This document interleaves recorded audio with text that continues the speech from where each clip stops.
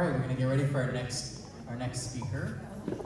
Just to reintroduce myself, my name is Manny Leto. I'm the executive director of Preserve the Bird. We host this expo every year, at least we have so far, so the past 3 years, and it's become a bit of an annual event. I just wanted to thank our sponsors that you see here along the windows, and then encourage you to visit the vendors that are downstairs. And I really love kind of the conversations that are happening both with the attendees but with the vendors themselves. And so that's all what it's all about, kind of making those connections. And speaking of connections, our next speaker, we connected, and I think we had this cathartic where we're talking as two executive directors of nonprofit preservation organizations, and we ended up talking, I think, for like an hour or more, just about all of our challenges and frustrations and opportunities and all of those things. And sometimes it's just good to have somebody that knows what you're going through and shares that experience.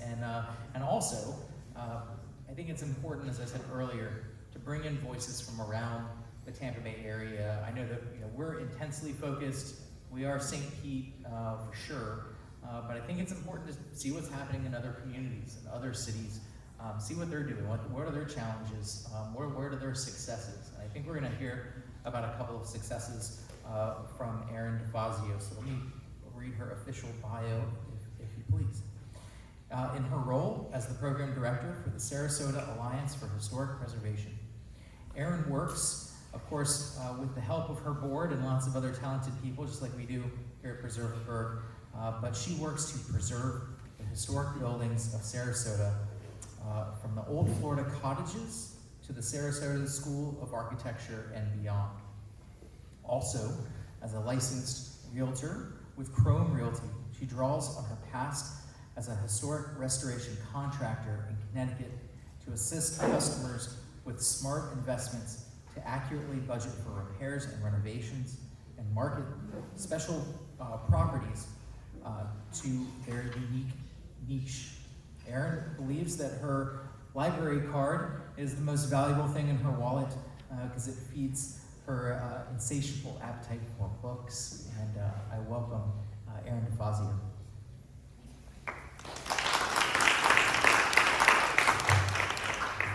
Thank you, Manny, and thank you for this opportunity. This is really exciting.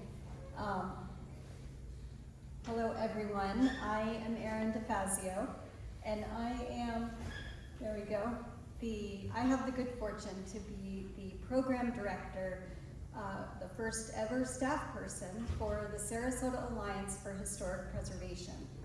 I do see some familiar faces in the audience, but for those who don't know me, in my former lives, I ran a restoration construction company up in the Northeast, and I used to teach Montessori school. When I moved to Sarasota in 2015, I discovered that Florida is a wonderful place to start over with a 2-year-old. Salt water and sunshine are strong antiseptics. I also discovered that some of the unique challenges that we face here in preserving the built environment in the Sunshine State. When people only come to roost a few months of the year, it's really easy for them to believe that history resides back home. The past lives where they come from, not in the mid-century ranch with the breeze block around the lanai. Over the last 100 years, Florida has become a land of transplants. They are wooed by her lush green nights and enchanted by tropical sunshine, but as their fingerprints are not yet worried into the doorframe, they may feel that they don't have a stake in our building's futures. Florida's built environment has the challenge of stretching to accommodate incredible population growth spurts and the automobiles that get everybody where they need to go. Many places around the country were planned and constructed prior to the automobile. But here, cities have taken shape in response to the needs of cars just as much as people. In fact, many of our neighborhoods are made up of manufactured and mobile housing, which can feel for some folks a far cry from the stately marble mansions of capital P preservation. Our buildings must survive intense hurricanes and flooding that leave us astounded that anything is left standing. And we also face a climate future that promises to be even more extreme. But one of the greatest challenges that we face in preserving our architectural heritage is short-sighted greed. With each chart-topping Instagram post, land values skyrocket, and the appeal of profit blinds of those of means to all but the quick ka-ching. We've got our work cut out for us. Dizzied by what I interpreted as a sudden new plague of teardowns, I found my way onto the board of directors for the Sarasota Alliance. Quite similar to St. Pete's own Preserve the Bird, we are a nonprofit that's been dedicated to education and advocacy. Our recently expanded mission is to preserve and enhance Sarasota's historic spaces through advocacy, education, financial and technical support, and celebration. The organization was founded in 1985 in the community's valiant effort to halt the demolition of the El Vernona Hotel, which was later known as the John Ringling Towers. We lost that fight, but we did not lose our identity as a circus town. Many of our neighborhoods were built by and for the costumers, the performers, the stagehands. This is how our reputation as an arts town began. Florida swings repeatedly between boom and bust, and I came on board just as development pressure was starting to heat up again. After several decades of strong preservation leadership in city and county staff positions, coupled with a gentle hand of the recession, the pendulum had begun to swing back the other way, and fast. We all do, our organizations, we all do the walking tours, the house tours, the lectures, but today I'd like to share with you some of the other strategies that we've tried and are trying now. My goal is to plant seeds, perhaps inspire a fresh perspective on a preservation challenge that you face. I offer up our joys and frustrations to future the collective wisdom as people who believe in the power of preservation. Preservation is about telling the stories of the places that matter to us. So SAHP partnered with beloved local author Jeff LaHerde to share the story of the north entrance of the city. The North Tamiami Trail, with its vintage roadside motels, is also home to both Ringling College of Art and Design and New College.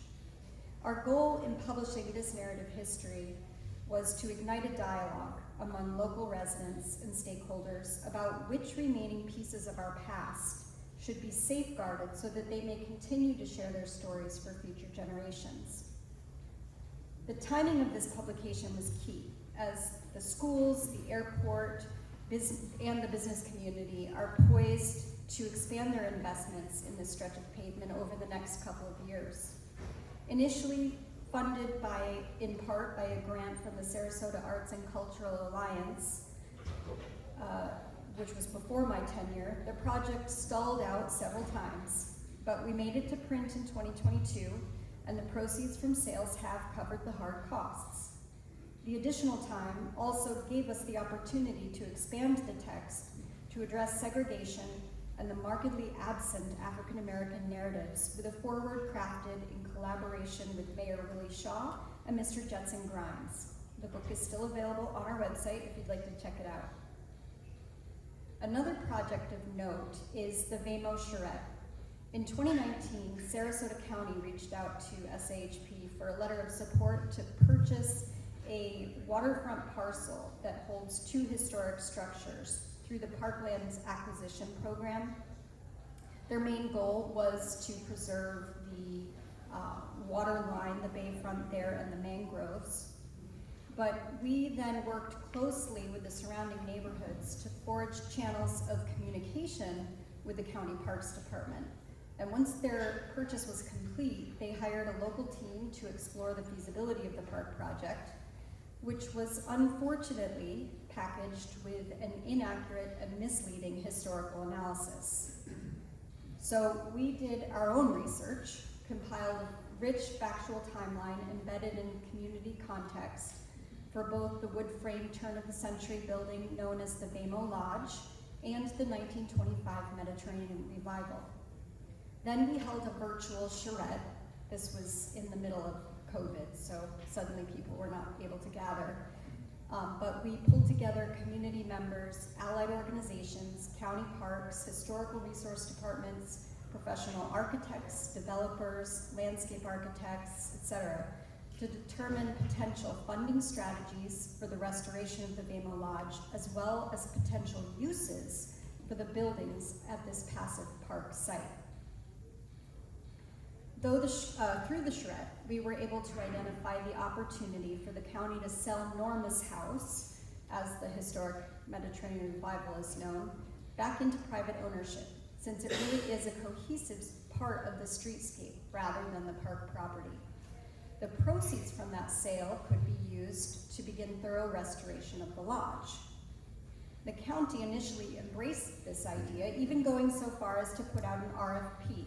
But now, over a year later, our challenge is to encourage the Board of County Commissioners to accept the very strong offer that they denied, for reasons including we should have gotten more money and we should just make it a parking lot. Our work is far from over. Both buildings are still vacant, and the lodge is desperately in need of restoration. But the charrette was very successful in bringing together a sufficiently broad representation of residents and professionals to generate creative, outside-the-box solutions that felt balanced and realistic to implement. In the past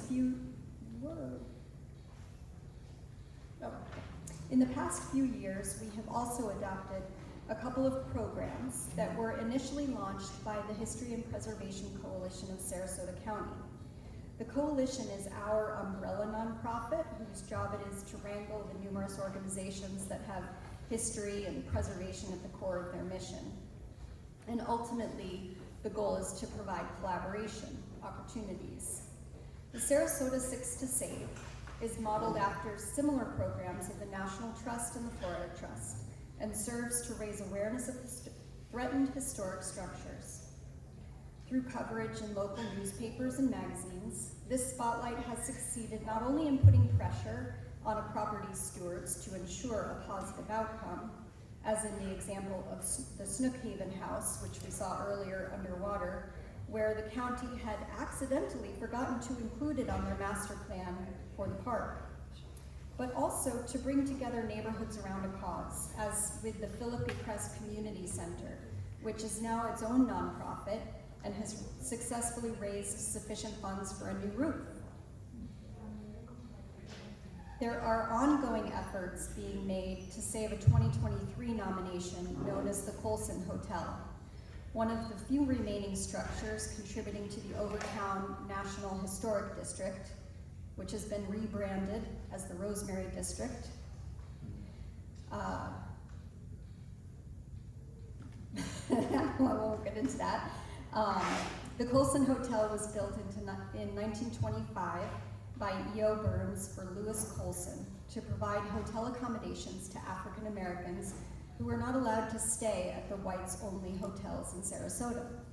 Lewis Colson, a former slave, was the first known African American settler in Sarasota. Together with his wife, Irene, who was a midwife, Colson played a prominent role in the development of Sarasota, including surveying and platting the town. The city's Historic Preservation Board has denied the demolition permit, and the current developer owners have submitted an appeal to the City Commission that will be heard in the early summer. We don't exactly know when it's going to be on the calendar. This is an all-hands-on-deck situation. Having demolished or relocated almost all of the other traces of African American history, Sarasota cannot afford to lose the Colson Hotel. Another program we adopted management of is the Sarasota County Heritage Awards. In the past few years, it has become a big event requiring a great deal of resources from the organization, but it fills a really important role. By acknowledging the work of researchers and writers, the successful adaptive reuse projects and restorations, by celebrating these successes, we are educating our community about what is possible. Each year, it helps us expand our reach to new audiences and inspires us to dream up new projects. The restoration of Victor Lundy's St. Paul Lutheran Church by its tiny but mighty congregation is a good example. We made a small but very public contribution to their campaign at our awards event that helped spread awareness of the need and ignite generosity from around the community. The Heritage Awards program has also enabled the Alliance to forge new relationships in the business community and secure corporate and memberships and sponsorships, which provide critical funding for our work. But for all of our efforts, the pace of demolition has been rapidly increasing. This graph only represents the city of Sarasota, not the county, so it's a very small piece of the puzzle. And these are not dilapidated buildings coming down. Many of them are viable, occupied, beloved structures. This picture of the Waldman building by Sarasota school architect Victor Lundy was taken last fall. Its demolition permit was signed on the first day of Architecture Sarasota's Mod Weekend. The irony in that was really painful. In 9 years, from 2010 to 2019, the city lost 318 historic structures. In 1 year, between 2021 and 2022, we lost 241. Everyone can see what's happening. Our sense of place is being lost. I was recently in Salt Lake City, Utah for a fantastic preservation mentorship opportunity.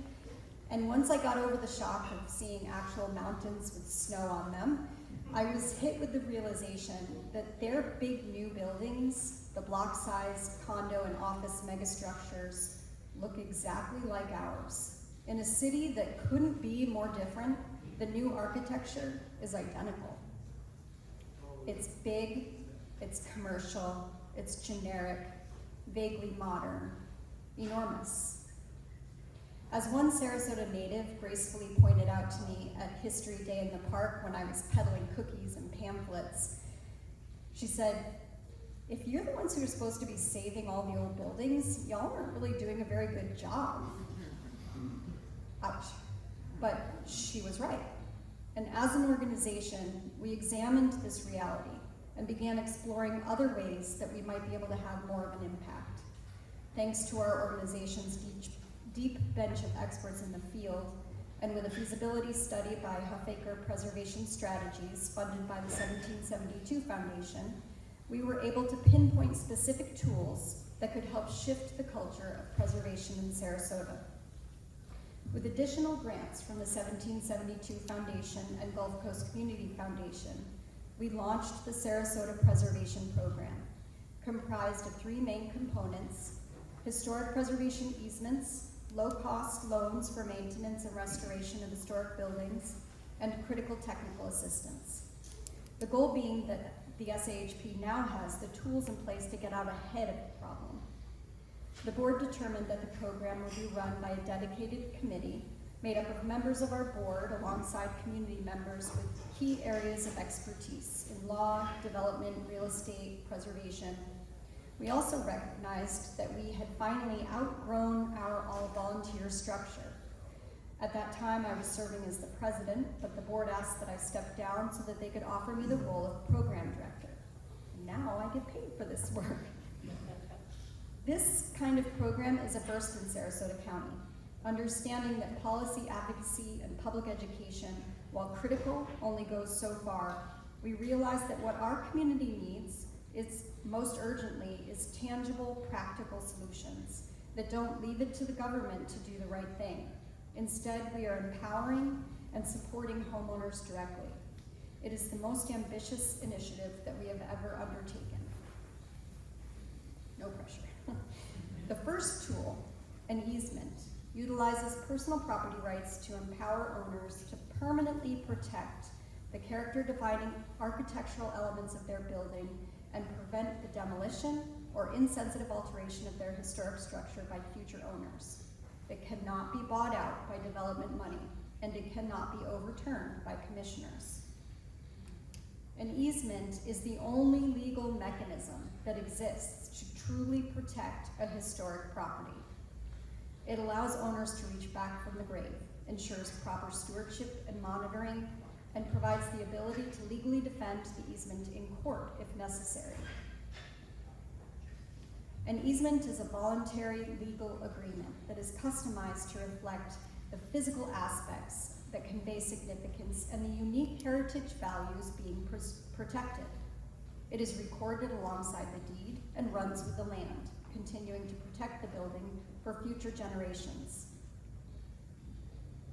Easements generally protect the exterior of the building, though they can be customized for historic house museums and public buildings to protect interior spaces as well. The easement places a responsibility for annual monitoring on the Alliance and establishes the organization as a permanent partner for the property to guide maintenance and planning for major repairs or projects. Donated easements are typically accompanied by a modest stewardship fee, which helps to support the organization's burden of monitoring and protecting the property in perpetuity.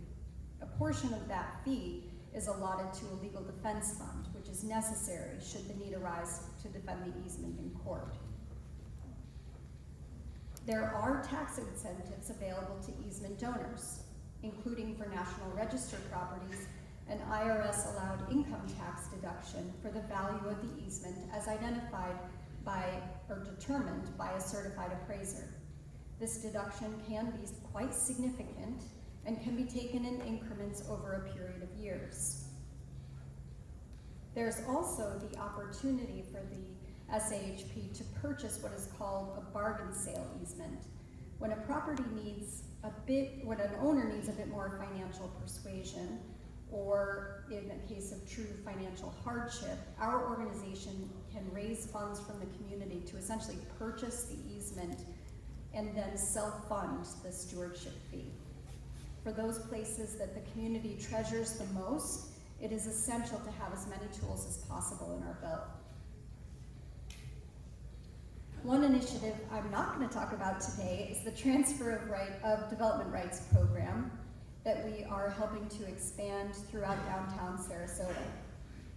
Our research into your program here in St. Pete was instrumental in building the City Commission's confidence to employ this powerful tool. Our goal is to have a functional program in place before the local elections in November. The second component of the Sarasota Preservation Program is the Historic Loan Program. Our historic neighborhoods with their modest, more affordable houses are facing large-scale gentrification that rapidly threatens to displace entire communities of people.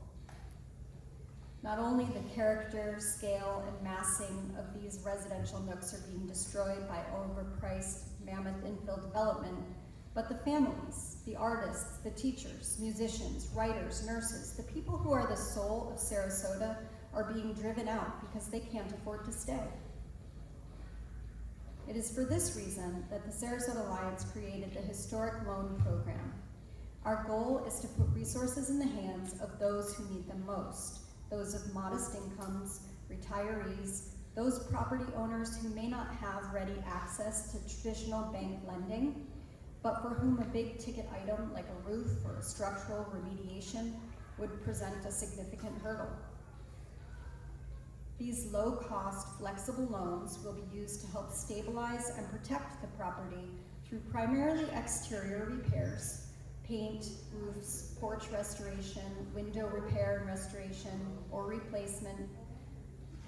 And because caring for a house is always a labor of love, and when that house is historic, the scales tip in favor of labor, the loans are partnered with a dedicated project coordinator who works with the homeowner from start to finish to prioritize the repairs, create the scope of work, solicit bids from qualified contractors, and make sure that the work is done right, on time, on budget, and in alignment with the Secretary of the Interior standards for historic preservation. To protect both the organization's investment and the homeowner's equity, a 10-year protective covenant is recorded on the property, which also serves to discourage the assemblage of parcels on the block for large-scale redevelopment. We launched this program in the pilot neighborhoods of Central, Coconut, and Newtown, National Historic Districts, which were selected for their diversity of architecture and humans, and leveraging an existing relationship that we had from a local district initiative, which has not yet succeeded, to help feed the program's success. To date, we have closed and funded 3 loans, and we have 3 projects underway. Out of necessity, we have created criteria for approving loans for exceptional properties to meet an unmet funding need outside of our pilot areas. When a lender without flexibility or a grasp of historic buildings is needed to operate in outside the box of traditional funding strategies. The last remaining Lustron in Sarasota County, a property that we had been deeply invested in preserving for years, is a perfect example. Because we are lending from the funds that we have raised, the growth of the program will happen organically as new funding sources are identified and the stories of our positive impact are shared. The community is strongly considering the committee is strongly considering the neighborhood of Edgewood in Venice as the next focus. And in the future, we would like to expand the program to our 6 to Save properties, and the big picture goal is to be able to offer the program countywide. And the third component of the Sarasota Preservation Program is technical assistance, which is essentially baked into the easement and loan programs. But here we also help homeowners navigate historic designation, understand the various benefits and incentives, and share learning opportunities. We also envision as an extension a fee-for-service version of the project assistance provided by our loan program, recognizing that owners of historic properties may not need the loan, but would very much like to have a trusted partner in the restoration process. I also want to point out one more idea that was texted to me when I was on my way here today by Christopher Wilson, who's an architectural historian at Ringling College, and he is also the scholar in residence at Architecture Sarasota. He said, don't forget to talk about SAF, as Architecture Sarasota was known before they merged with the Center for Architecture. They restored the Cocoon House in 2018, and they rent it out now for short-term or for visiting professionals. And they also continue to maintain the building, though they do not own it. So it's kind of a nonprofit private partnership that has succeeded in preserving that building, which is kind of a unique structure. It's very small. I don't know if you guys are familiar with it. Unfortunately, I don't have a picture of it because this only came to me this morning. But that's another unique strategy that was made available. So thank you for this opportunity to participate today. And I just want to say that collaboration between our local organizations is essential to cross-pollinate new creative strategies for the future. So can I answer any questions? Yes? May I observe that one of the key things that hit the pulling in the past is children, showing them, financing them, finding a way to provide them. The skills and a little bit of money are more important than just about anything you talk about. Yes, that's true. The funding piece is key. Yes. So through Sarasota County or City of Sarasota, were there any existing programs that could help your efforts? Or is that why you guys came about? So we do partner with the county and the city. We are exploring the opportunity to partner with some of the city's funds that they have available for restoration, but their programs had not been very successful yet. They do have a program dedicated in Newtown where they've had a lot of trouble because they don't have a boots on the ground presence there, and they haven't really engaged in personal relationships with these people. And so one of the challenges is that the people who most need these loans are also the most nervous about taking on additional debt. You know, I mean, they have to be really cautious and thoughtful about moving forward. So it takes time to nurture these relationships and also to ensure these residents that we're going to be around for a long time. I mean, we've been around since 1985, but the program is newer. So, and one of the differences, I think one of the biggest differences between St. Pete, well, there are many, but one of the biggest differences between St. Pete and Sarasota is that here, local designation works. In Sarasota, it doesn't. It does not protect your home. All they have to do in Sarasota is appeal it to the city commission or the county commission, and then they get permission to demolish. They have never, ever, ever said no. Yes. Sorry. Yes. Oh, how many of the Sarasota School of Architecture, how many of the Sarasota School of Architecture buildings are in Protected? potential of being demolished? So very few. Repeat that question. Yes, sorry. He asked how many of the Sarasota School of Architecture buildings are in danger of being demolished. I would say all but one. Right now, there are very few buildings that are protected. The only current easement in Sarasota is held by the Florida Trust. We are working on securing the easements, but nothing has been recorded yet. And we don't have any upcoming on Sarasota School properties yet, but we are doing a talk in combination with Architecture Sarasota about easements next week. So I'm really hoping that we can kind of bridge that gap, because that's the biggest problem, is that if we don't have a tool, like if local designation does not work to actually protect the structure, then everything is vulnerable, no matter how significant it is. So, yes. So, I just want to mention this kind of precedent setting. When cities kind of rescind or undermine the designation, then it really sets a legal precedent, and so that every then subsequently designated property would then just be able to say, well, you let this person do it. Thankfully, and maybe we can ask Derek Gilmore, who's our next presenter, as far as I'm aware, St. Pete has never rescinded a local designation, and we actually got into that situation a year or two, well, 2 years ago, 2.5 years ago, and the council rightly did not rescind the designation, and you can say, well, maybe that has created a hardship for the owner, but more importantly, what it would have done was set a precedent so that once you rescind it, then every single person's gonna come back and say, well, then you You did it rescinded once. I just wanted to ask, what is the total amount of funds in your loan program?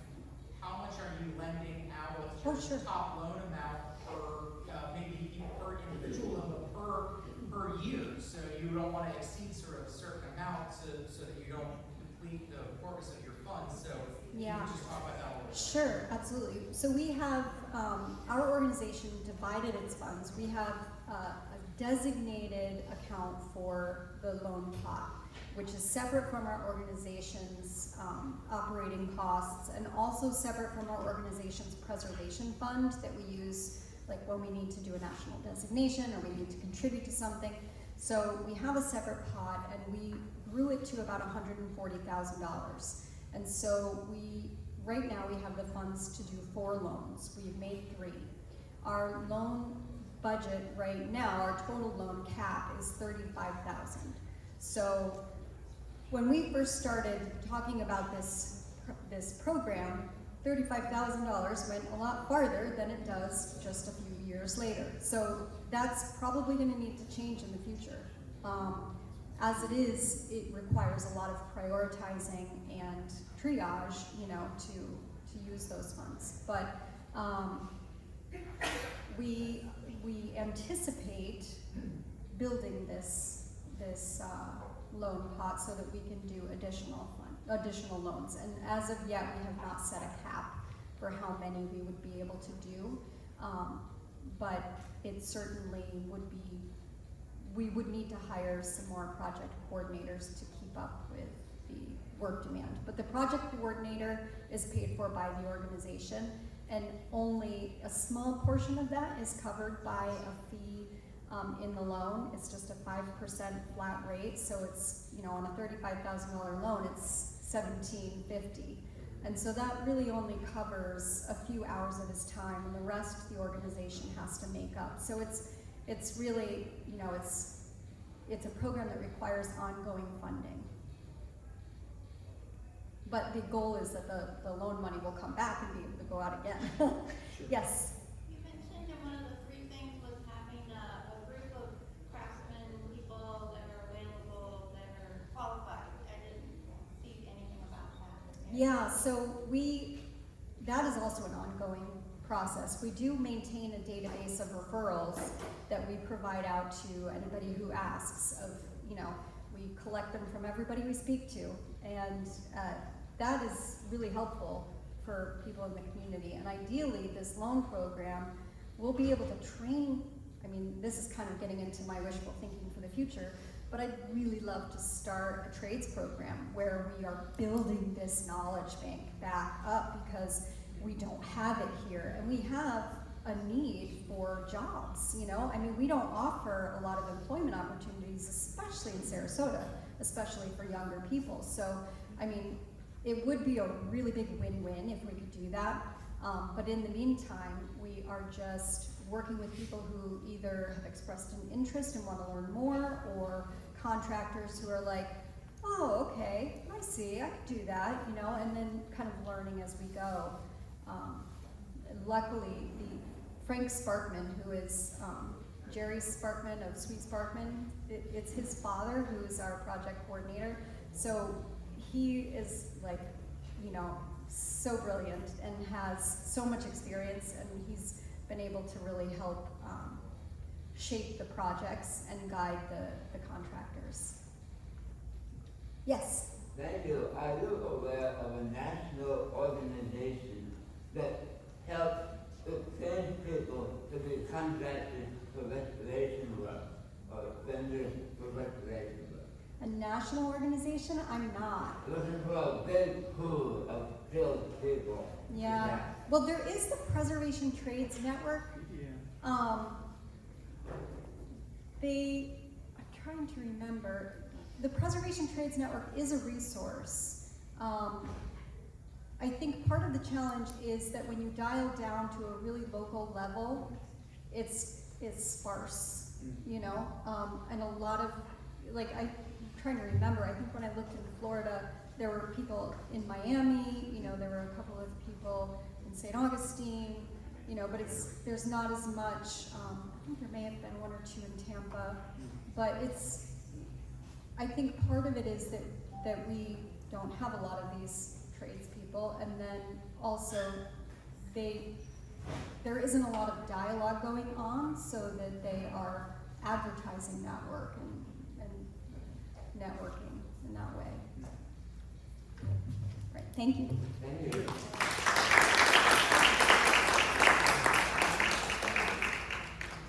Thank you so much, Erin, for being here, and really good stuff, and something that we hope to maybe incorporate here with Preserve the Burg and bring to St. Petersburg. So thank you for that. It was an excellent presentation, really well researched and presented. Thank you. Okay, we've got our representatives from the city here. They'll be getting set up, and so in a few minutes we'll have our next presenters, and stick around.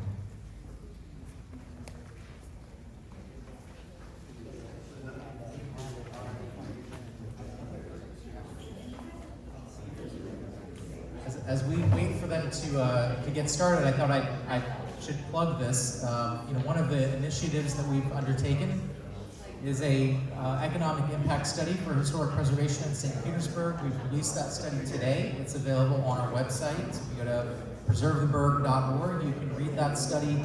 Again, putting a lot of economics, a lot of data, a lot of quantifiable facts about historic preservation and historic structures. And so that is available for you to read. We're very excited to share it with the public.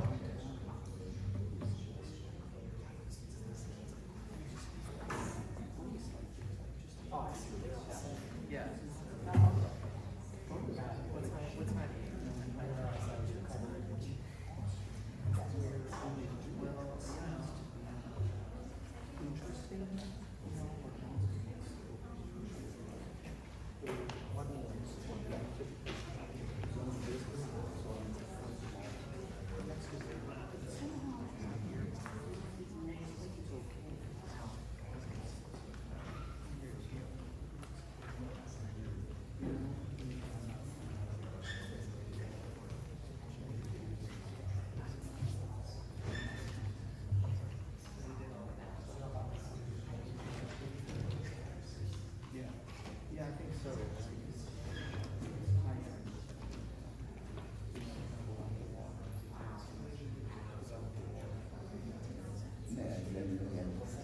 What's that? Yeah, sure.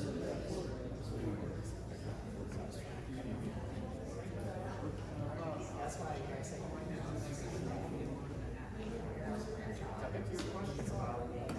right, so I'll just introduce. So how this is. So you've never seen. It's been a couple of